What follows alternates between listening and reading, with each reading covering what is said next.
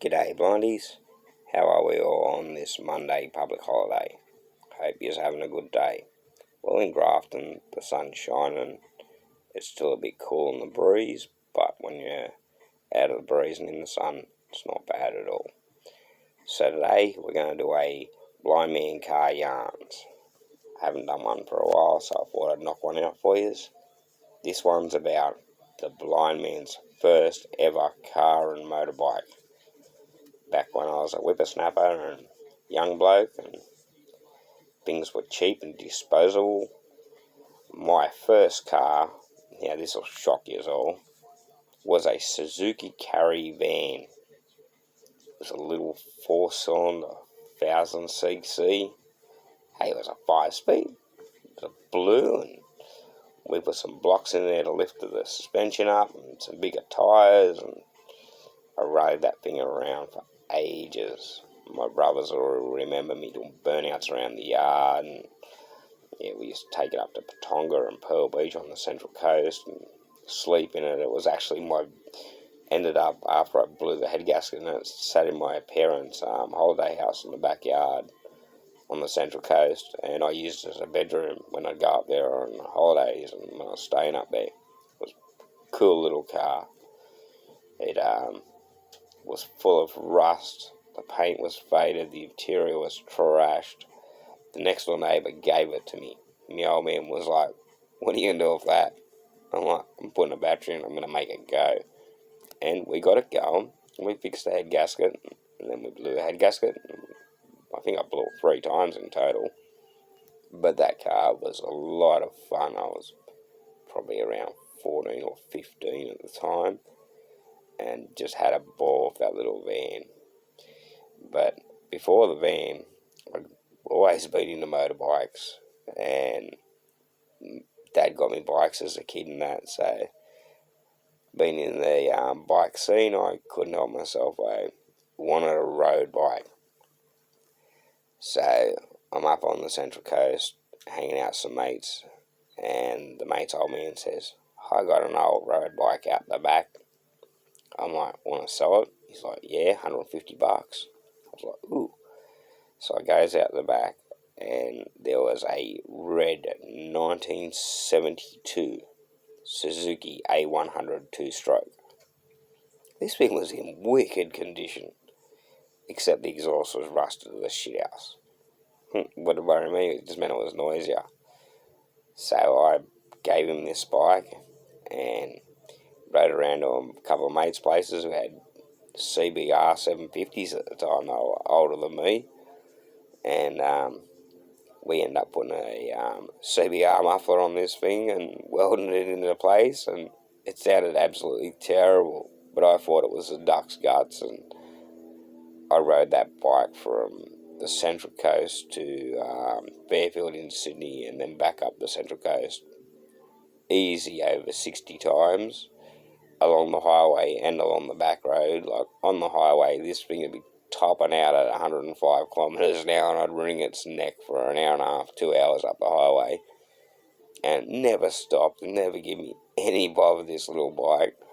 I used to chuck on roller skates and do big wheel stands down the street, what they call tow drags, and ride it like a unicycle with my roller skates down the road. And yeah, I got into a lot of trouble, guys. Like, between that van and that motorbike, I think I incurred at least over $1,000 worth of fines back in the late 80s. And on top of that, I lost my licence for a while, and I still haven't got my licence back, guys. A lot of you won't know, I lost my licence till 2067, pending another disqualification. You be a dickhead on the road, they're going to slam you hard. And I was a dickhead. I was the worst of the worst. Pretty much blindness stopped me from doing it. I did end up eventually getting my licence in Queensland, which calmed me down a lot, but in my early days, I was a root of all evil when it came to driving, and those that know me on the channel and have known me a long time will know that I'm not exaggerating, and I'm not proud of it. It's something that, in New South Wales, I'll never, if I got my sight back, I'd never get a licence back. Blind garage. So Camera. that's where you go if you mark up and be a nuisance on the road. They will throw the book at you. I went to prison in Eritham because of my driving escapades, and to this day believe that the magistrate was truly right in doing what he did to me. I was a menace. So, there's a time and place to be an idiot. In our years, we've all done stupid stuff. I'm paying the price for my stupid antics, not just with my blindness, but with the disqualifications I have. And that's why Blind Garage tries to make a bit of a difference. If we can stop one hoon from going out there and getting their car impounded, we're winning. If we can get one blind person to go, I'm going to grab a screwdriver and see if I can fix that hinge, man, I'll do a backflip off the lounge for you. Just make sure you call the ambulance first, because we're going to need an ambulance. It's not a sturdy lounge and it's concrete floors. But my first car was a piece of crap old Suzuki, and I loved it to death. And my first motorbike was a Suzuki. So that's where my infatuation with Suzuki motorbikes and cars comes from. And everyone's got to start somewhere. It doesn't matter what you drive, what brand it is. If you love it and you're passionate about it, enjoy it, because that's what being a car enthusiast is about. So, what's my last car going to be? Probably a hearse, guys. Face it. Everyone's last journey is in a hearse. So, let's hope mine's got at least a set of 20s and a V8. Probably not.